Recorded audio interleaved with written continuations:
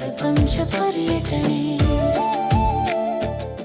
ಇವತ್ತಿನ ಮುಖ್ಯ ಕಾರ್ಯಕ್ರಮ ಬ್ರಹ್ಮೋಪದೇಶ ಆಗಿದೆ. ಹೊರಟೋದ್ರೆ ಅವರ ದಿನನಿತ್ಯ ಅನುಷ್ಠಾನ ಹೇಗಿರಬೇಕು ಅನ್ನೋ ಬಗ್ಗೆ ತಿಳಿಸ್ಕೊಡ್ತೇವೆ.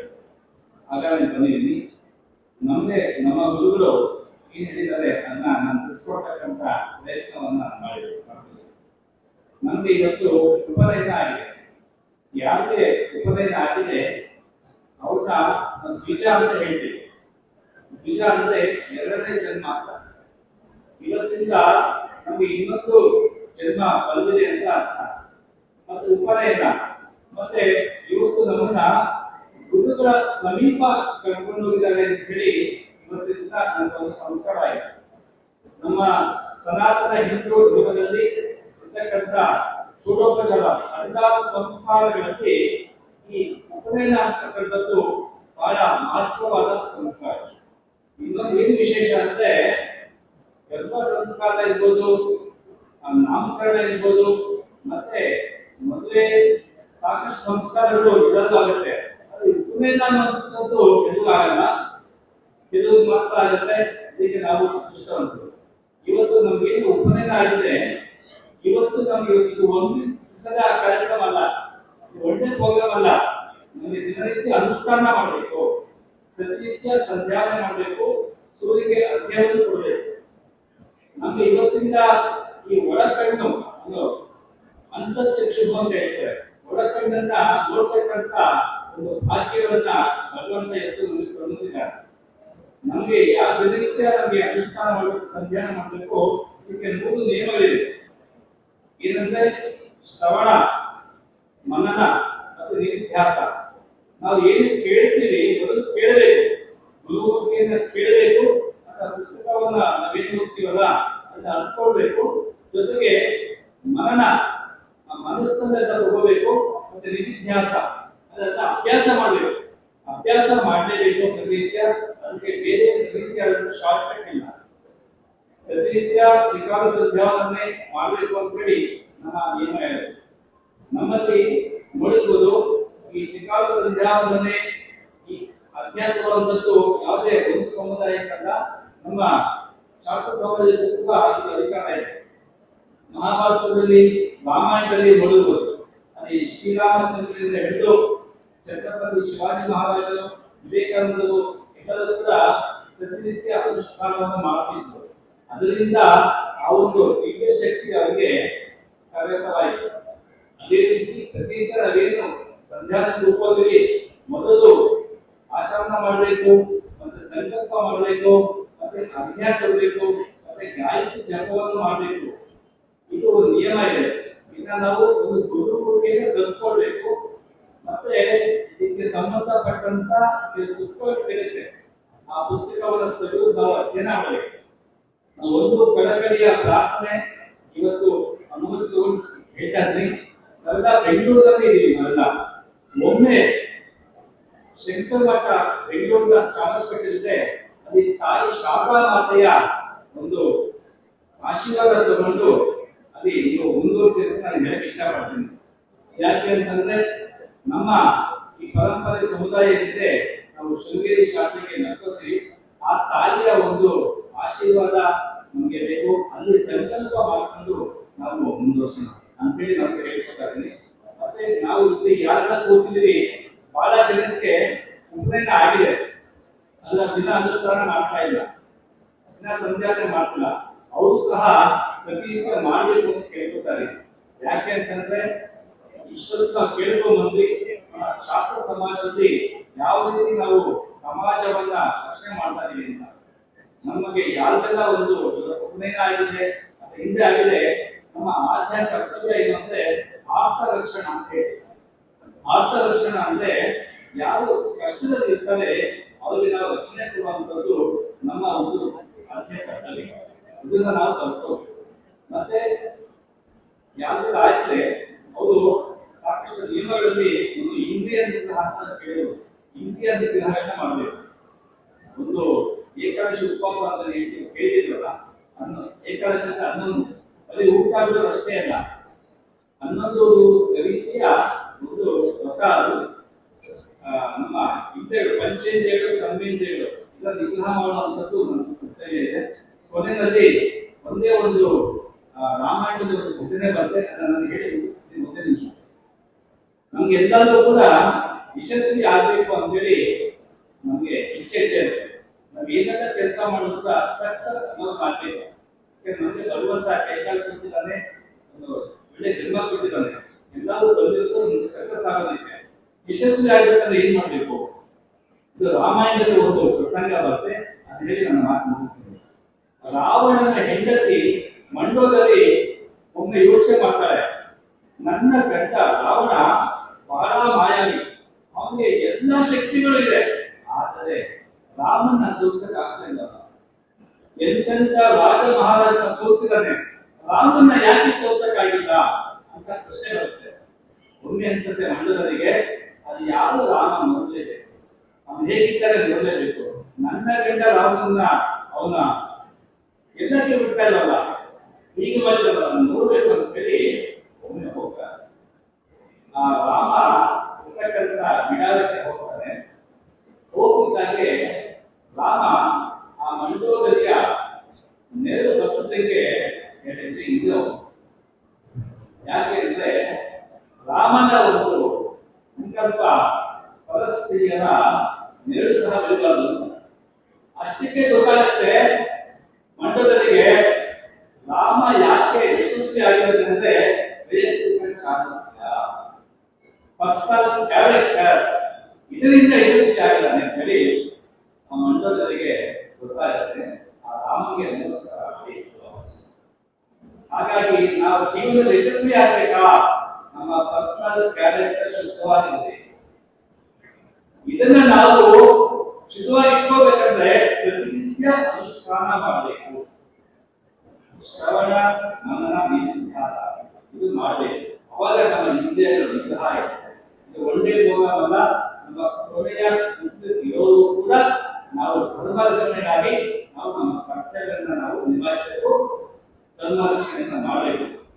ನಮ್ಮನ್ನ ನೋಡಿ ಇನ್ನೊಂದು ನಮ್ಮ ಮಕ್ಕಳು, ನಮ್ಮ ಚಿಕ್ಕವರು, ಮುಂದಿನ ಪೀಳಿಗೆಗಳು ಕಲ್ತ್ಕೊಂಡು ಅದಕ್ಕೆ ಅನುಸರಿಸಬೇಕು. ಇಷ್ಟನ್ನು ಹೇಳಿ ನನಗೆ ಅವಕಾಶ ಕೊಟ್ಟಂತ ಎಲ್ಲರೂ ಕೂಡ ದಯವಿಟ್ಟು ಗುರುದೇವರು ಕಾರ್ಯಕ್ರಮವನ್ನು ಉದ್ದೇಶಿಸಿ ಮಾತನಾಡಬೇಕು. ಹಾಗೆ ಎಲ್ಲ ಸಭೆಗಳಿಗೆ ತಮ್ಮ ಆಶೀರ್ವಚನ ನೀಡಬೇಕಾಗಿ ಕೇಳಿಕೊಳ್ಳುವ. ಹೆತ್ತವರ ಮನೆ ಜ್ಯೋತಿ, ಸತ್ತವರ ಮನೆ ಜ್ಯೋತಿ,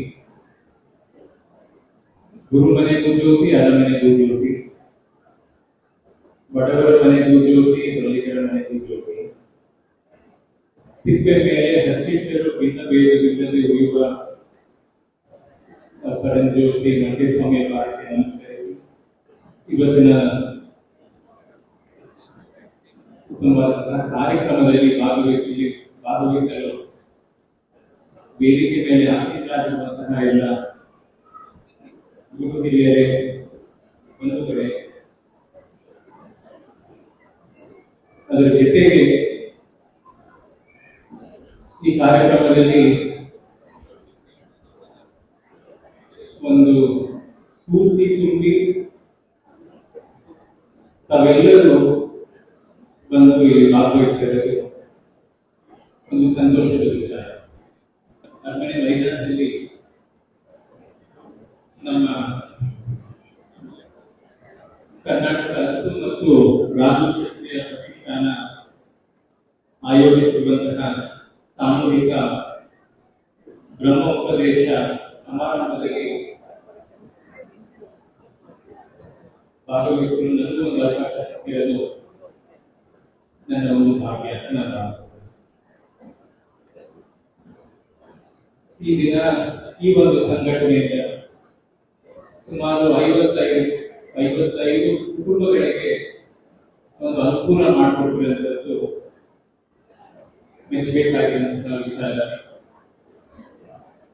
ಈ ಕಾರ್ಯಕ್ರಮನ ಈ ಒಂದು ಮಟ್ಟಕ್ಕೆ ಅವರು ನಡೆಸಬೇಕಾದ್ರೆ ಬಹುಶಃ ತಾವೆಲ್ಲರೂ ಕೈ ಜೋಡಿಸಿ ಒಂದು ಸಹಕಾರ ನೀಡಿದ್ರಿಂದ ಇದು ಸಾಧ್ಯವಾಗಿರೋದು. ಈಗಾಗಲೇ ಈ ವೇದಿಕೆ ಮುಖಾಂತರ ಇರಂತಹ ಗುರುಗಳು, ಹಿರಿಯರು ನಮ್ಮ ಪ್ರಸಾದ್ ಅವರು ಹಲವಾರು ವಿಚಾರಗಳು ಈ ಒಂದು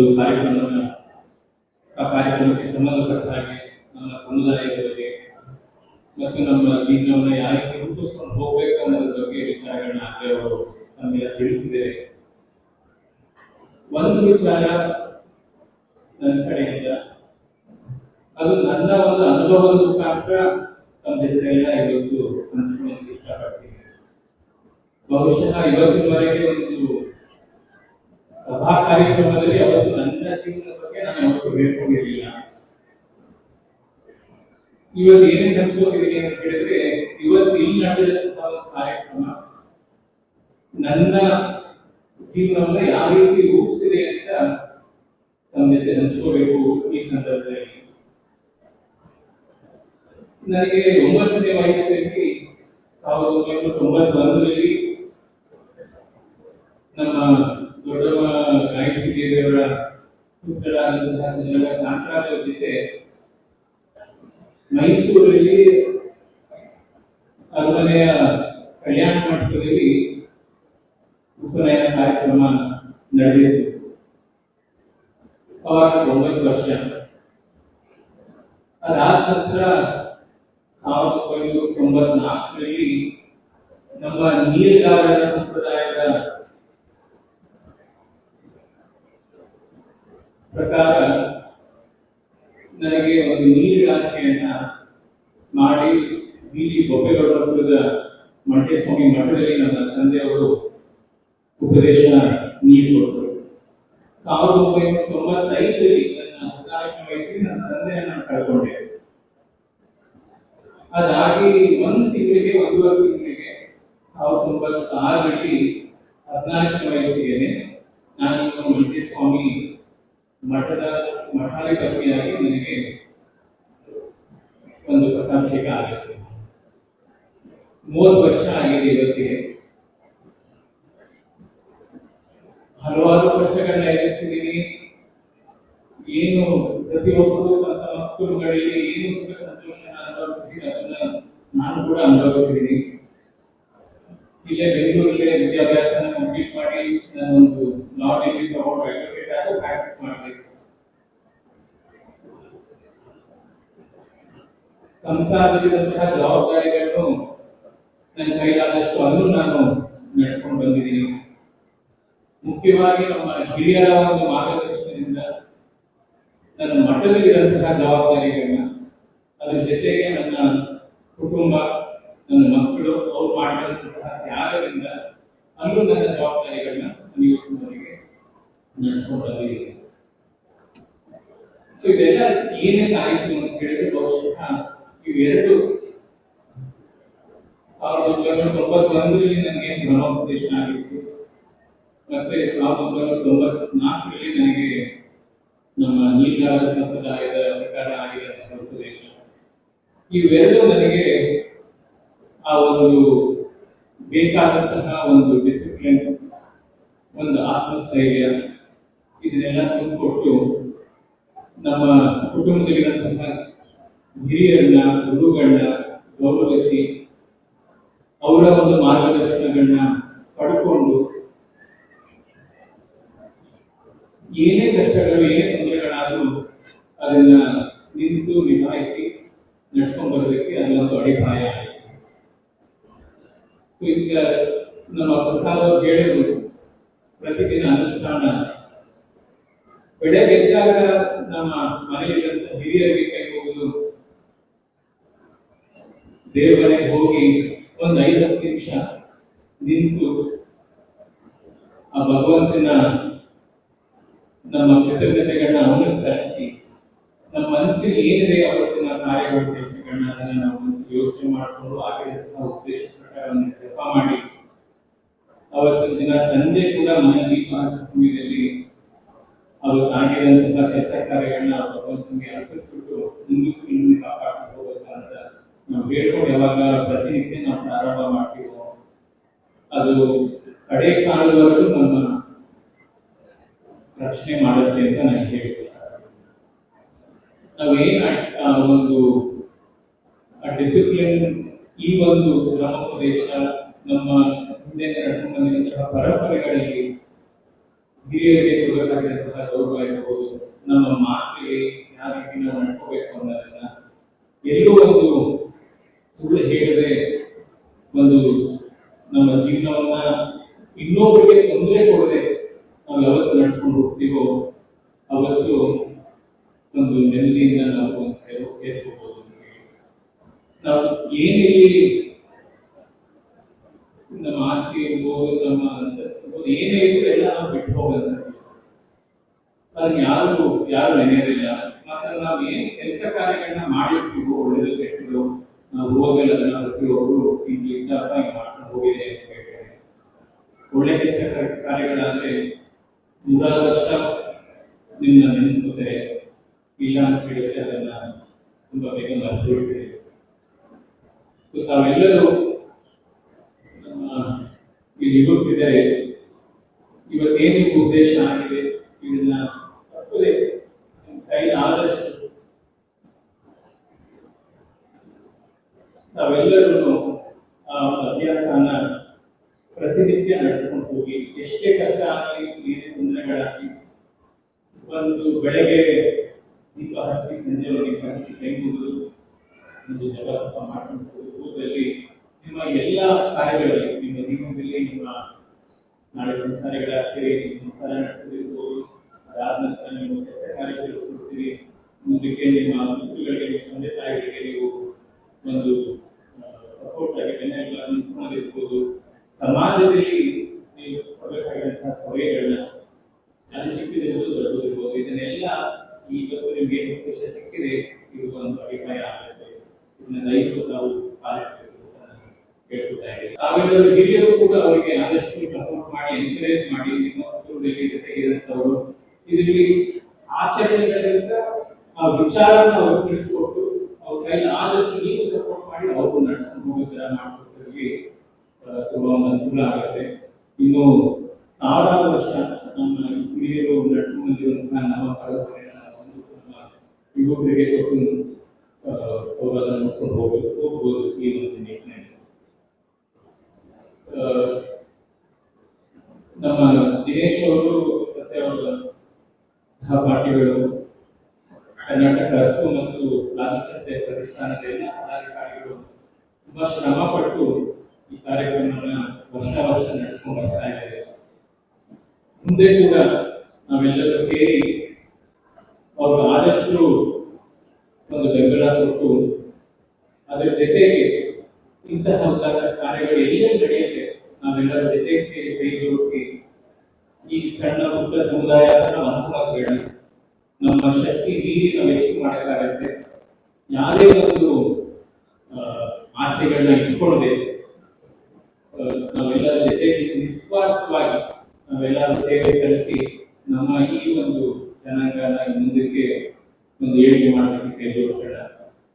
ದಿನೇಶ್ ಅವರಿಗೆ ಮತ್ತೆ ಪ್ರತಿಷ್ಠಾನದ ಎಲ್ಲ ಪದಾಧಿಕಾರಿಗಳಿಗೆ ಇನ್ನೂ ಶಕ್ತಿ ತಾಯಿ ಚಾಮುಂಡೇಶ್ವರಿ ನೀತಿ ಇಂತಹ ಕಾರ್ಯಕ್ರಮಗಳನ್ನು ನಡೆಸ್ಕೊಂಡು ಹೋಗ್ಲಿ. ಇವತ್ತು ಉದ್ದೇಶ ಪಡ್ಕೊಂಡಿರುವಂತಹ ಎಲ್ಲ ಒಟ್ಟುಗಳಿಗೆ ತಾಯಿ ಚಾಮುಂಡೇಶ್ವರಿಯ ಕೃಪೆ, ತಾಯಿ ಗಾಯತ್ರಿ ದೇವಿಯ ಒಂದು ಅನುಗ್ರಹ ಅವರ ಜೀವನ ಪರ್ಯಂತ ಅವರನ್ನ ಕಾಪಾಡಿ ಅಂತ ಶುಭ ಹಾರೈಸಿ ಇಲ್ಲಿ ಬಂದಿರತಕ್ಕಂತಹ ತಮ್ಮೆಲ್ಲರಿಗೂ ತಾಯಿ ಚಾಮುಂಡೇಶ್ವರಿಯ ಒಂದು ಕೃಪೆ ಸದಾಕಾಲ ನಿನ್ನ ಕಾಪಾಡಿ ಅಂತ ಹೇಳಿ ನನ್ನ ಈ ಒಂದು ಮಾತನ್ನು ಇಲ್ಲಿ प्रपंच पर्यटने